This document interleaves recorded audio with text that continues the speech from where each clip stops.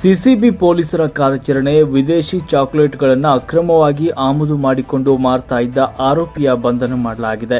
ನರೇಂದ್ರ ಬಂಧಿತ ಆರೋಪಿಯಾಗಿದ್ದು, ವಿದೇಶದಿಂದ ಚಾಕೊಲೇಟ್ ತರಿಸಿಕೊಂಡು food safety and standard authority of ಇಂಡಿಯಾದ ನಕಲಿ ಸ್ಟಿಕ್ಕರ್ ಅಂಟಿಸಿ ಮಾರಾಟ ಮಾಡ್ತಾ ಇದ್ದ.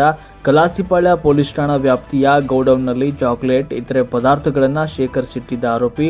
ಖಚಿತ ಮಾಹಿತಿಯ ಮೇರೆಗೆ ಸಿಸಿಬಿ ಪೊಲೀಸರು ಕಾರ್ಯಾಚರಣೆ ನಡೆಸಿದ್ರು. ಬಂಧಿತನಿಂದ 1 ಕೋಟಿಗೂ ಅಧಿಕ ಮೌಲ್ಯದ ಚಾಕೊಲೇಟ್ ಇತರ ವಸ್ತುಗಳನ್ನು ವಶಕ್ಕೆ ಪಡೆಯಲಾಗಿದೆ. ಕಲಾಸಿಪಾಳ್ಯ ಪೊಲೀಸ್ ಠಾಣಾ ವ್ಯಾಪ್ತಿಯಲ್ಲಿ ಒಂದು ಪ್ರಕರಣ ದಾಖಲಾಗಿದೆ.